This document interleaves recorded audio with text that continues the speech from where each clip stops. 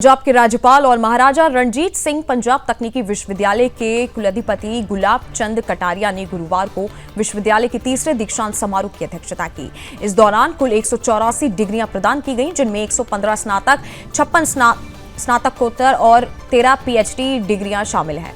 सभा को संबोधित करते हुए राज्यपाल ने छात्रों से कृत्रिम बुद्धिमत्ता, रोबोटिक्स, हरित ऊर्जा और अंतरिक्ष प्रौद्योगिकी जैसे उभरते क्षेत्रों में उत्कृष्टता प्राप्त करके राष्ट्र निर्माण में सक्रिय योगदान देने का आग्रह किया।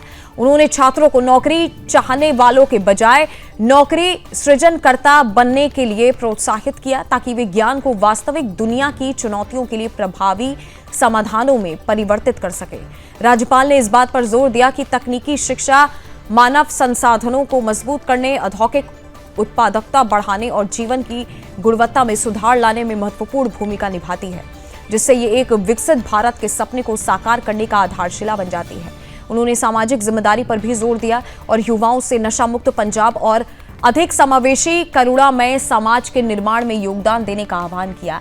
भारत की समृद्ध विरासत से प्रेरणा लेते हुए उन्होंने तख्त श्री दमदमा साहिब को शिक्षा का एक ऐतिहासिक केंद्र बताया और प्रबुद्ध नागरिकों के निर्माण में मूल्य आधारित शिक्षा के चिरस्थायी महत्व पर प्रकाश डाला। इससे पहले कुलपति प्रोफेसर संजीव कुमार शर्मा ने वार्षिक रिपोर्ट प्रस्तुत की, जिसमें विश्वविद्यालय की उपलब्धियों और विकास पथ का विवरण दिया गया। अधिकांश स्वर्ण और रजत पदक छात्राओं ने प्राप्त किए। बता दें कि दीक्षांत समारोह में स्नातक, स्नातकोत्तर और डॉक्टरेट कार्यक्रमों में कुल 184 डिग्रियां प्रदान की गई। और यहाँ के बच्चे जो निकलते हैं वो देश और विदेश में एक तरह से अपने स्वयं के एफिशिएंसी और योग्यता के आधार पर अच्छे से अच्छा काम करते हैं। आज मुझे बहुत प्रसन्नता हुई कि इस विश्वविद्यालय में जो हमने गोल्ड मेडल दिए हैं, मेरे हिसाब से 80% से भी अधिक गोल्ड मेडल केवल और केवल बच्चियों ने प्राप्त किया।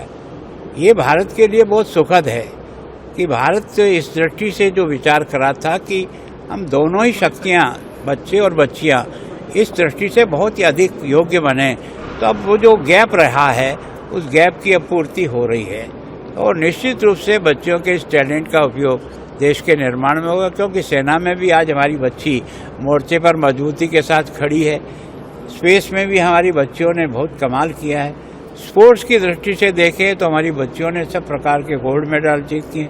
तो जिन्हें हम कमज़ोर समझते थे उनमें बहुत अधिक क्षमता है। अब उस क्षमता को निखारने में जो प्रयत्न हुआ है उसके कारण से उन्होंने ये पद प्राप्त किया है।